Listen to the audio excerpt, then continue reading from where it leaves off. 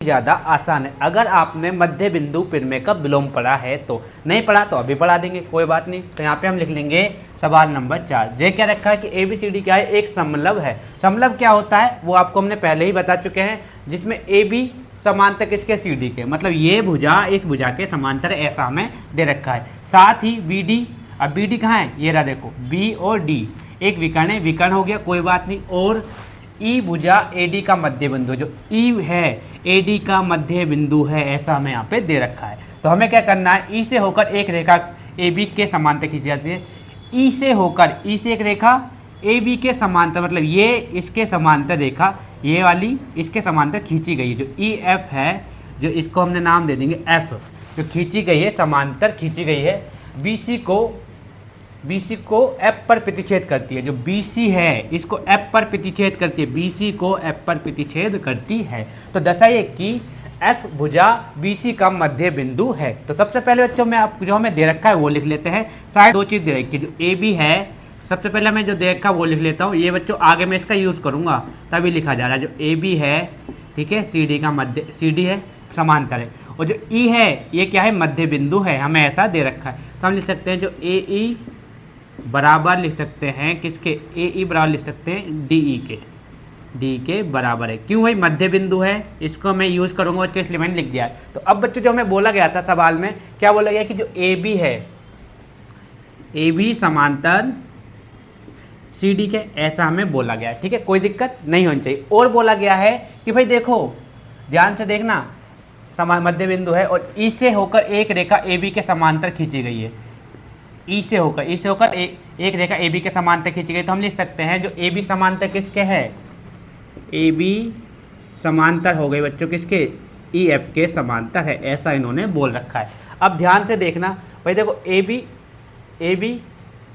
CD के भी समांतर है और AB EF के भी समांतर है। तो हम कह सकते हैं जो EF है वो CD के भी समांतर होगा, EF जो होगा CD के भी समांतर होगा। कोई डाउट, क्योंकि ये इसके भी समांतर है और ये इसके समांतर, तो ये इसके भी समांतर हो जाएगा ना, सिंपल सी बात है। तो अब हम बच्चों क्या करेंगे, अब बढ़ते हैं अपने सवाल की तरफ। हमें बताना है कि जो F है ना ये मध्य बिंदु है। तो कैसे बताएंगे, पहले हम इस त्रिभुज को लेंगे, जिस त्रिभुज का मैं नाम लिखूंगा आपको उसमें देखना है। तो यहाँ पे मैं लिख रहा हूँ कि त्रिभुज ABD में, ABD में बच्चों अगर आपको दिखाई दे रहा है तो हम लिख सकते हैं जो E है वो AD का मध्य बिंदु है, E AD का मध्य बिंदु है, क्लियर। तो और हम क्या लिख सकते हैं, जो EAD का क्या है, ये वाला पॉइंट, इसका क्या है, मध्य बिंदु है, ये है। EO है, तो हम लिख सकते हैं जो EO है वो बच्चों किसकी होगी, AB के समांतर हो जाएगा, AB के समांतर हो जाएगा, ठीक है। हमने यहाँ तक कर लिया, मतलब इसका इतना पार्ट, ये छोटा वाला पार्ट इस बड़े वाले पार्ट के क्या होगा, समांतर होगा। अगर इसका छोटा ये पार्ट भी लेंगे तो ये भी इसके समांतर होगा। तो हमने पहले त्रिभुज में देख लिया। तो अब दूसरे त्रिभुज में हम क्या देखेंगे, किस नियम से हमने से लिखा है, मध्य बिंदु, हाँ किस नियम से लिखा है, मध्य बिंदु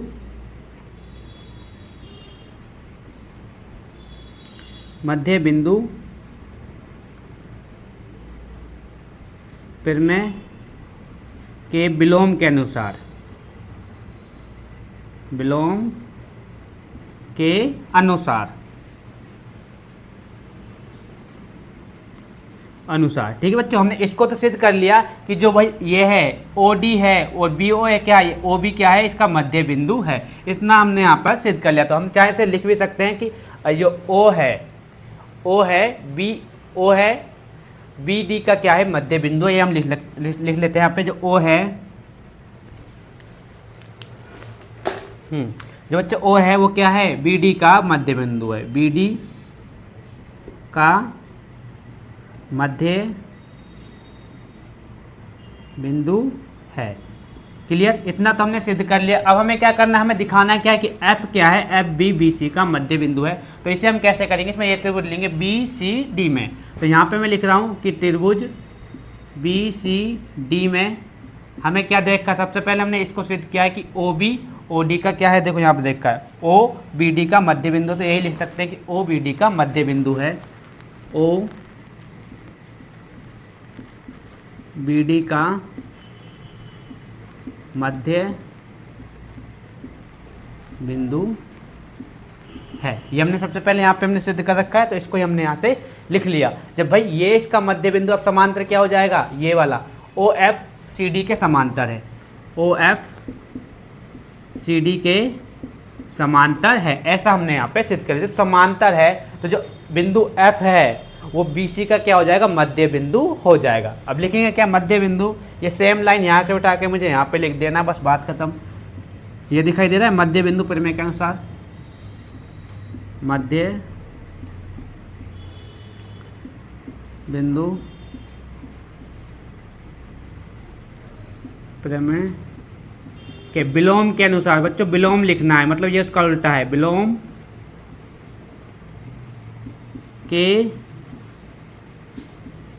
अनुसार। ठीक है, तो हम लिख सकते हैं क्या, जो F है, जो भुजा F है, जो भुजा F है वो किसका है, BC का मध्य बिंदु है, BC का मध्य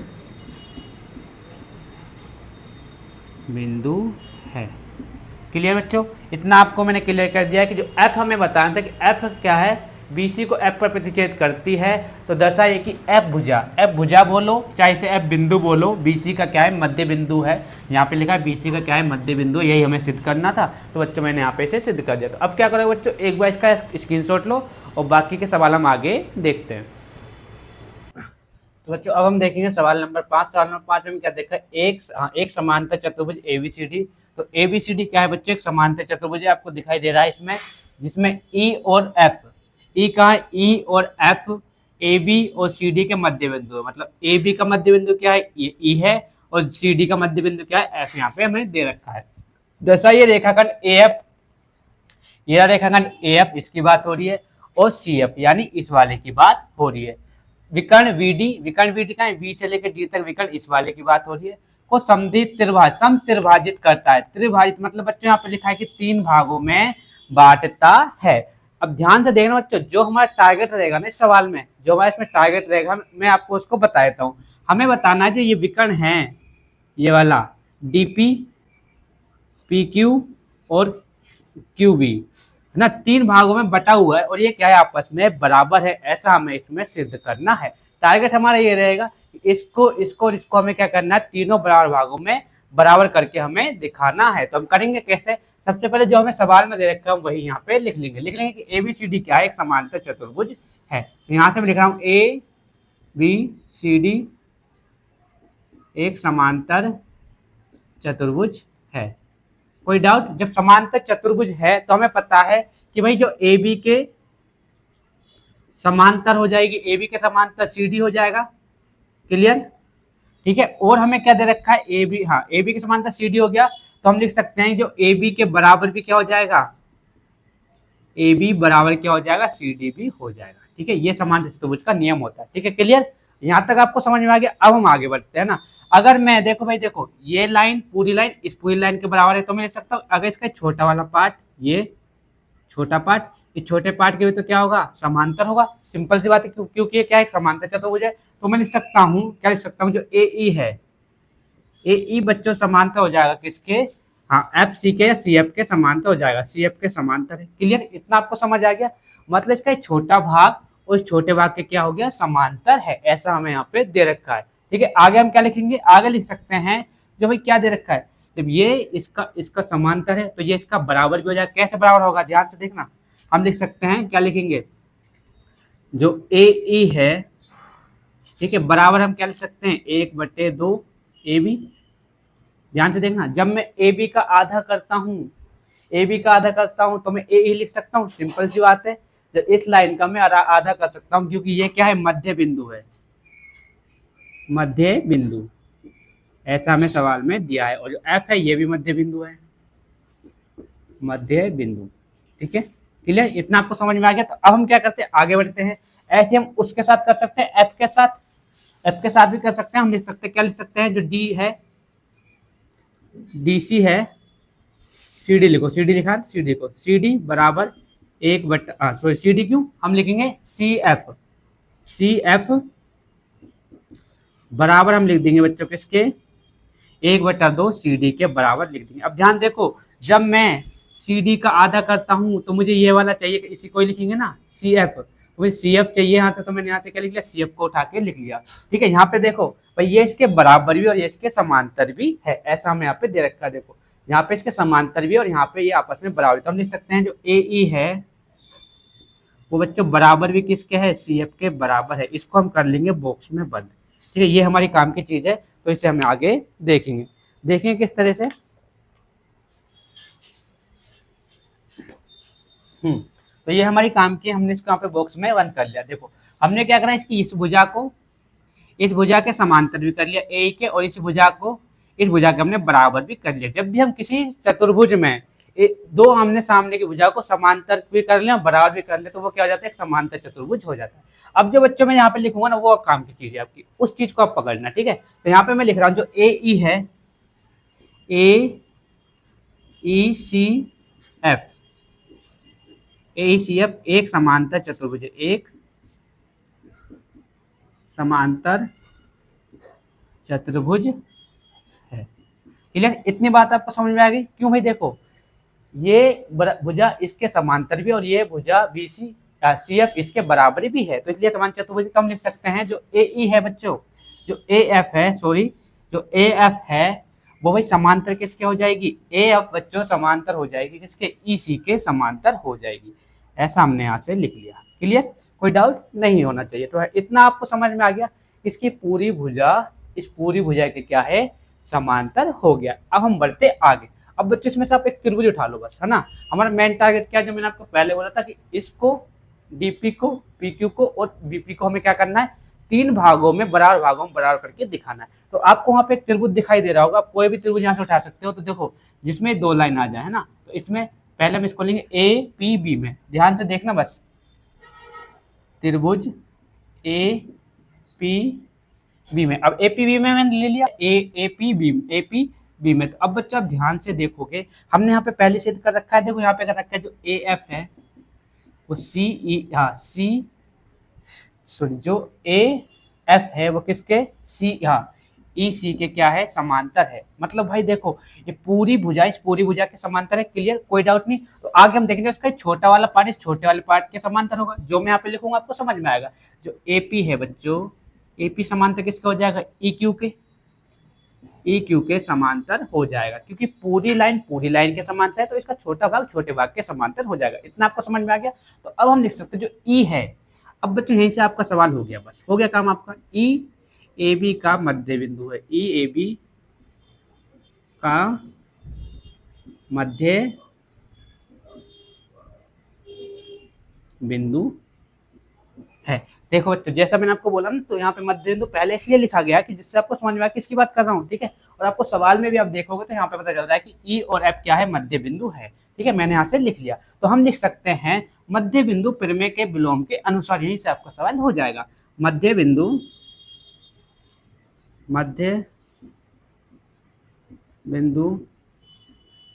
प्रमेय के विलोम के अनुसार, किसके बच्चों, विलोम के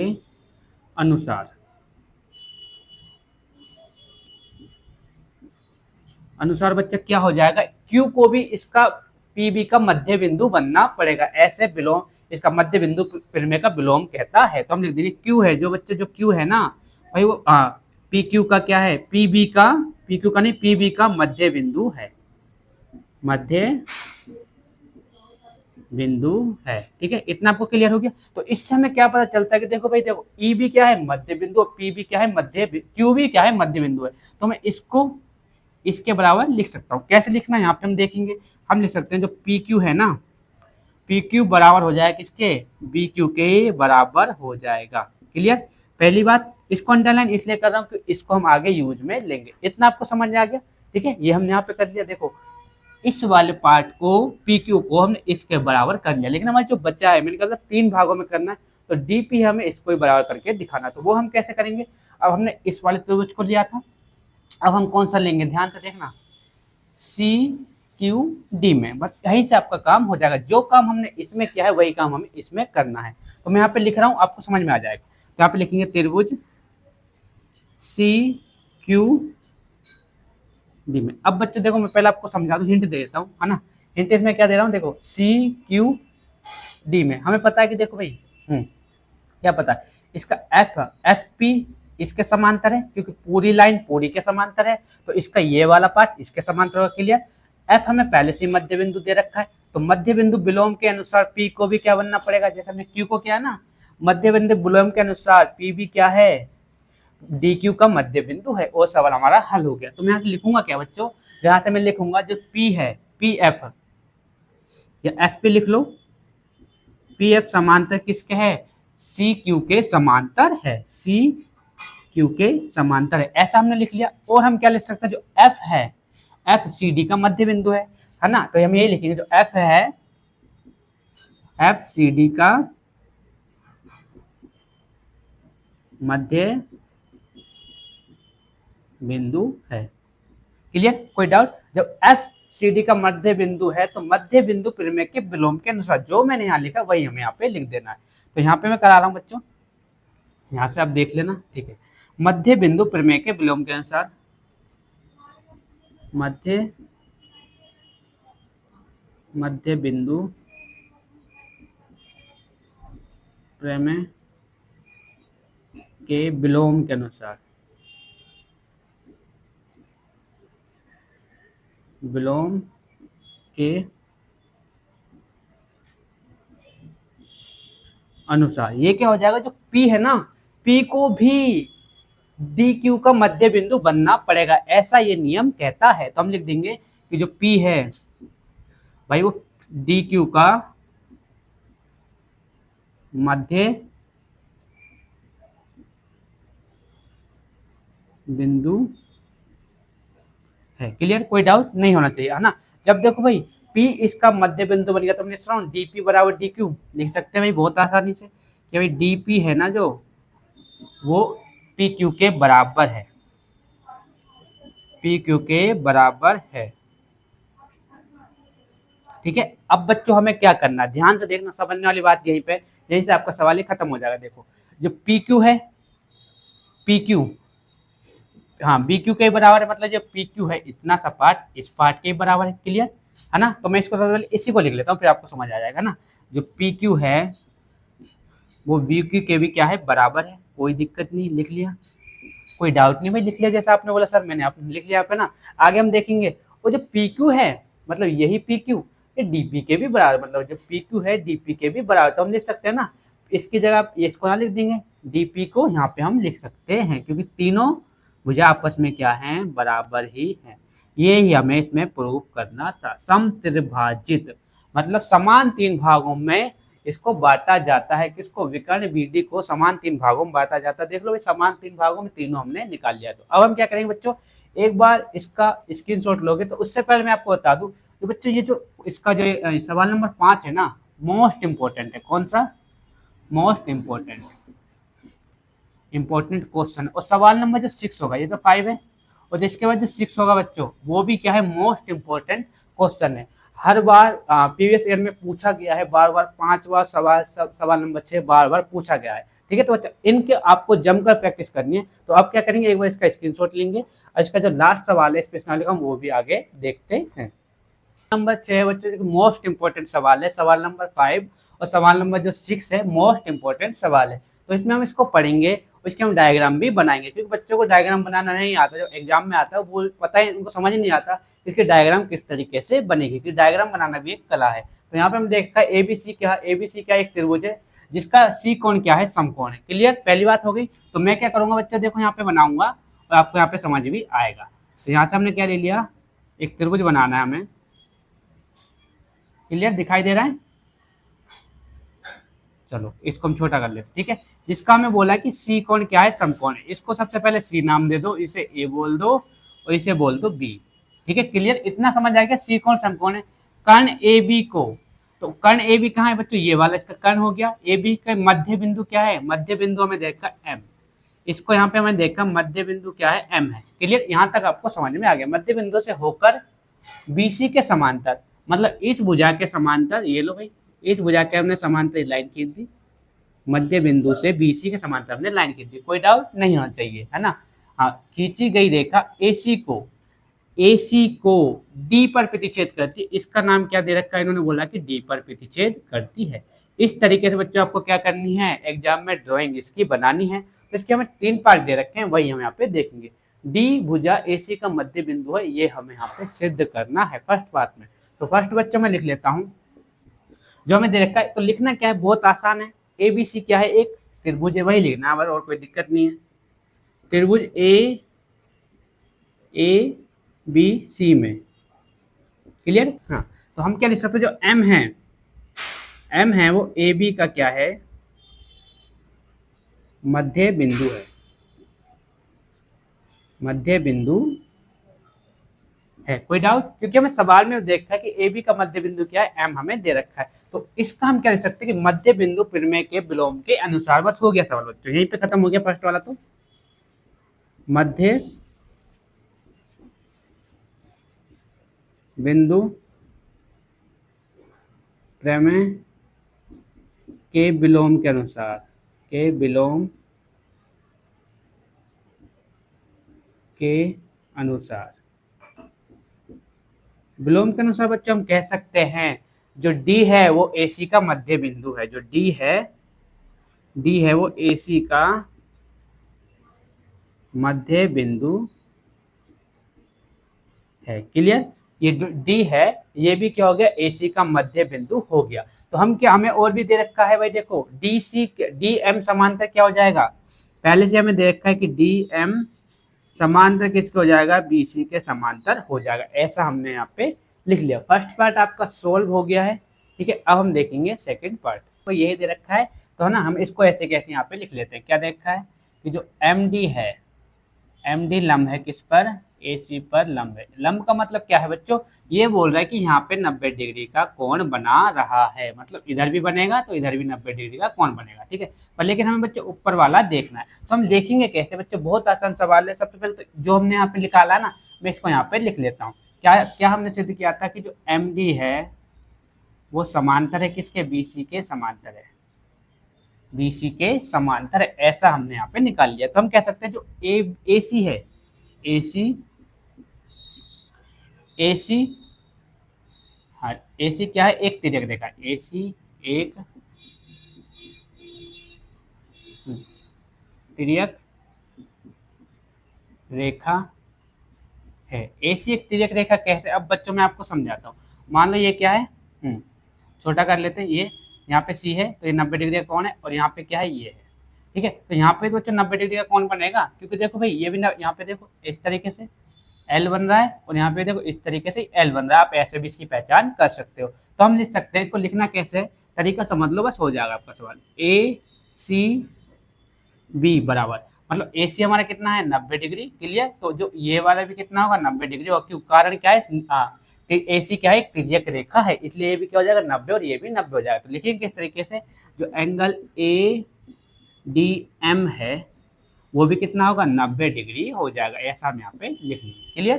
कोई डाउट नहीं होना चाहिए, ठीक है, समझ आ गया। तो अब समझो बच्चों, जब हमें पता है कि ये तो हमारा पहले से 90 है, हमें निकालना क्या है, ये वाला 90। तो हम दोनों बराबर है, तो मैं लिख सकता हूँ ना बच्चों कि जो एंगल ADM है वो बराबर है 90 डिग्री के बराबर है। तो मैं कह सकता हूँ कि जो MD है, MD लंब है किस पर, AC पर लंब है। ऐसा मैं यहाँ पे लिख सकता हूँ, यही मुझे यहाँ पे प्रूव करके दिखाना था, ठीक है। जैसा कि अब इस सवाल यहाँ पे देखो सेकंड वाले पार्ट में यही हमें दिखाना था। जहाँ पे 90 डिग्री का कोण आ गया, बन गया, तो सीधी सी बात है बच्चों कि वो लंब बन जाता है, क्लियर। इतना आपको समझ आ गया। अब हम क्या करेंगे, इसका जो पार्ट है थर्ड, इसको भी हम देखेंगे। इसको मैं यहाँ पे लिख लेता हूँ, उसके बाद हम इसको आगे देखते हैं। क्या दे रखा है भाई, CM बराबर, CM के बराबर हमें क्या दे रखा है, बराबर देखा है कि AM बराबर 1/2 BC। अब बच्चों देखो भाई CM कहाँ से आएगा बच्चों, देखो अब आपको यही यहाँ पे आपको समझना है। मैं इस लाइन को यहाँ से 90 को मिटा रहा हूँ, आपको पता है इसका काम हो गया, तो इसकी हमें अब जरूरत नहीं पड़ेगी, क्लियर। इसको भी यहाँ से हटा देते हैं, क्लियर। इतना आपको समझ आ गया। तो हमें क्या करना, CM इसको भी हटाए थे, पता ही जब तो इसका 90 डिग्री है। जब हम इसको हटा देते हैं तो देखो भाई CM, C को किससे मिलाएंगे, M से मिलाएंगे, क्योंकि उसमें बोला गया कि CM क्लियर, इतना आपको समझ आ गया। अब देखो ये हमारा कितने डिग्री का है, 90 डिग्री का, और ये हमारा पहले से कितने डिग्री का है, 90, मतलब ये दोनों इसका इस साइड का इस साइड का 90 डिग्री का होता है ना। क्या है देखो समझने वाली बात क्या है, इसमें हम दो त्रिभुज लेंगे, है ना। तो देखो एक त्रिभुज हमारा ये रहेगा, इसको 90 डिग्री, ये हमारा है पहले से, ये भी हमने यहाँ पे सिद्ध कर लिया था, ठीक है। अब बच्चों समझने वाली बात क्या है ना, हम इसको क्या करना है, देखो बहुत आसान सवाल है, दो त्रिभुज लेंगे, जो मैं त्रिभुज लूंगा उससे उस पर आपकी नजर जानी चाहिए। तो यहाँ पे मैं लिख रहा हूँ बच्चों की त्रिभुज A D M, clear, simple सी बात है, आपको समझ आएगा किसकी बात कर रहा हूँ।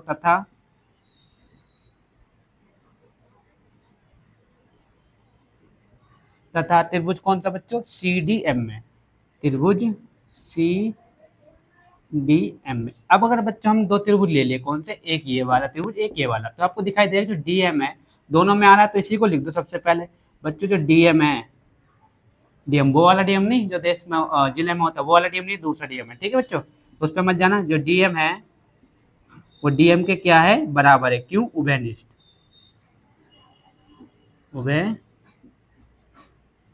क्लियर, पहली बात क्लियर हो गई आपकी। अब दूसरा अगर आप देखोगे भाई, इसका एंगल 90 और इसका भी एंगल 90 आपस में बराबर है, पर लिखने का तरीका क्या है, ये तरीका मैन है, बस इसको हमें देखना, ए डी एम बराबर सी डी एम, बस हो गया काम, सी डी एम आपस में बराबर है, इतना सा लिख दो भाई, 90 डिग्री है बस, है ना, इससे आपका टाइम भी बचेगा। और आपको बच्चे इसमें क्या बराबर दिखाई दे रहा है वो आप मुझे बता सकते हो, क्या दिखाई दे रहा है, एक चीज हमें बराबर दिखाई दे रही है, क्योंकि देखो ध्यान से देखना, है ना, समझने वाली बात है। डी क्या है, डी ए सी का मध्य बिंदु है, तो मतलब इसका ए डी और सी डी आपस में बराबर है, क्यों, क्योंकि हमने कहाँ पे सिद्ध किया था भाई, देखो डी ए सी का क्या है, मध्य बिंदु है, हमने क्या कर लिया यहाँ पे इसको दिखा लिया। तो हम लिख सकते हैं कि जो ए डी है ना, वो एडी है वो बराबर किसके हो जाएगा बच्चों, सीडी के बराबर हो जाएगा। इसको आप लिख सकते हो कि सिद्ध किया जा चुका है, सिद्ध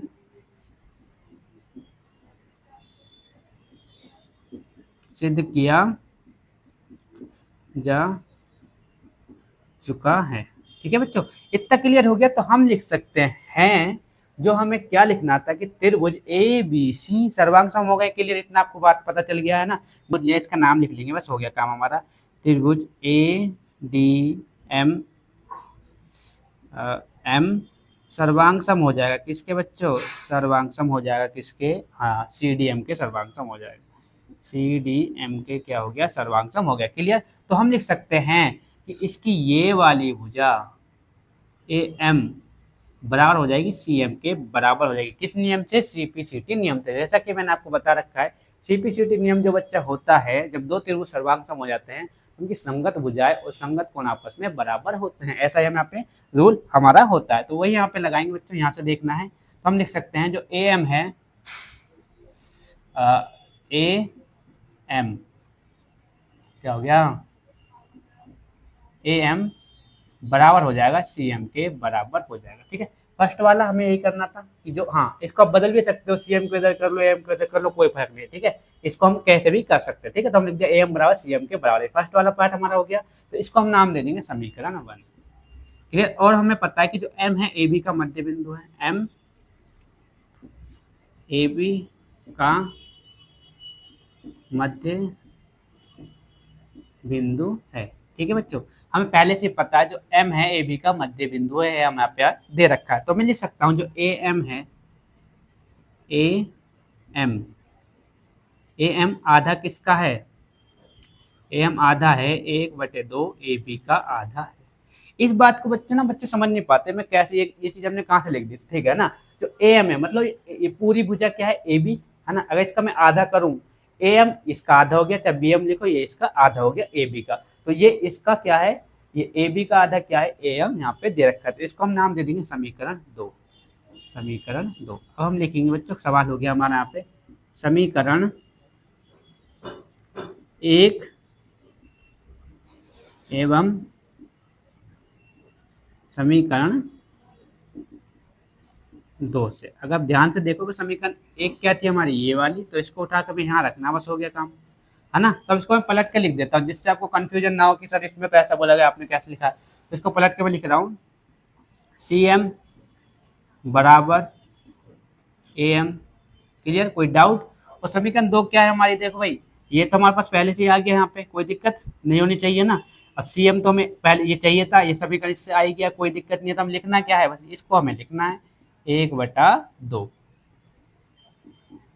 AB। यही बच्चों में क्या करना था, इसमें प्रूव करके दिखाना था, जैसा कि मैंने यहाँ पे दिखा दिया है। दोबारा से बच्चों मैं आपको बता देता हूँ, गर्मी बहुत हो रही है, कि दोबारा से आपको बता दूं बच्चों, जो सवाल नंबर 5 और सवाल नंबर 6 है, मोस्ट मोस्ट मोस्ट इंपॉर्टेंट सवाल है, ठीक है। तो बच्चों एक बार आप क्या करोगे, एक बार इसका आप स्क्रीनशॉट लोगे, तो स्क्रीनशॉट ले ले बच्चों, ठीक है। तो अब बच्चों को करना क्या है, देखो भाई, मैं देख रहा हूँ कि बच्चे वीडियो को लाइक नहीं कर रहे, वीडियो को चैनल को सब्सक्राइब नहीं कर रहे, है ना। जो बच्चे चैनल को सब्सक्राइब नहीं कर रहे, तो वो बच्चे चैनल को सब्सक्राइब कर, जिससे क्या होता है, हमारा हौसला बढ़ता है, उससे आप हमें आपकी मदद करने में और ज़्यादा आसानी होती है। और अपने कमेंट करके बताओ कि आपको वीडियो में आपको और क्या समझना है, किस चीज़ की आपको वीडियो चाहिए, तो उस चीज़ के